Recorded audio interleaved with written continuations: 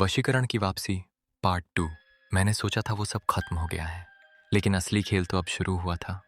शहर लौटने के बाद पहले 2 दिन सब सामान्य था, लेकिन तीसरी रात ठीक 1:13 बजे मेरे फ़ोन में अचानक एक नोटिफिकेशन आया, अननोन नंबर।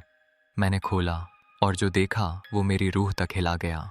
वो एक फ़ोटो थी, पीपल का वही पेड़, और उसके नीचे मैं खड़ा था। लेकिन मुझे याद था मैं तो घर में ही था। डर की शुरुआत। मैंने तुरंत फ़ोन बंद कर दिया, लेकिन तभी मेरे कमरे का दरवाज़ा धीरे धीरे अपने आप खुलने लगा। नित, बाहर आओ। इस बार आवाज़ मेरे कान में नहीं, सीधे मेरे दिमाग के अंदर गूंज रही थी। आईने का सच। मैं डर के मारे उठकर आईने के सामने गया, और जो मैंने देखा वो मैं नहीं था। आईने में मेरा चेहरा था, लेकिन आंखें काली थीं और होंठों पर वही अजीब मुस्कान। मैं पीछे हटा, लेकिन आईने वाला मैं वहीं खड़ा रहा, और उसने धीरे से कहा, अब तू मेरा है। रोहित की वापसी। उसकी आवाज़ बदल चुकी थी। अगले दिन मैंने रोहित को फ़ोन किया, धीमी, भारी और अजीब। तू बचा नहीं है अमित। वो तुझे छोड़कर नहीं गई, वो तेरे अंदर आ गई है। मेरे हाथ से फ़ोन गिर गया। सच्चाई का खुलासा। मैं उसी बूढ़े आदमी के पास वापस गया। उसने मुझे देखते ही कहा, तू वापस क्यों आया? तू तो अब उसका हिस्सा बन चुका है। इसका मतलब? मैंने डरते हुए पूछा।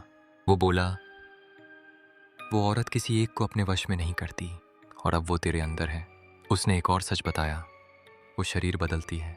वो खत्म नहीं हुई थी। खतरनाक ट्विस्ट। मेरे पैरों तले जमीन खिसक गई। उस रात, जिस रात तूने हनुमान चालीसा पढ़ी थी, मुझे कुछ भी याद नहीं है। लेकिन सुबह जब मैं उठा, मेरे हाथों पर खून लगा हुआ था, और मेरे फ़ोन में एक वीडियो था। मैंने डरते हुए प्ले किया।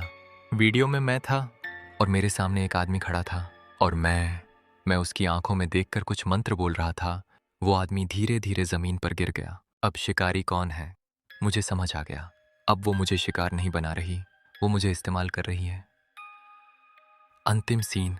रात को फिर वही आवाज़ आई, अमित, अब हम दोनों एक हैं। कंट्रोल खोना। उसने अपना हिस्सा तेरे अंदर छोड़ दिया था। मैंने आईने में देखा। इस बार मेरा चेहरा और उसका चेहरा दोनों एक साथ दिख रहे थे, और फिर मेरे मुंह से अपने आप शब्द निकले, अब अगला कौन होगा? द एंड, या फिर अगला शिकार शुरू? कहानी यहीं खत्म नहीं होती, क्योंकि अगर तुम ये पढ़ रहे हो और रात को कोई तुम्हारा नाम लेकर बुलाए, तो जवाब मत देना। शायद अगला नंबर तुम्हारा हो।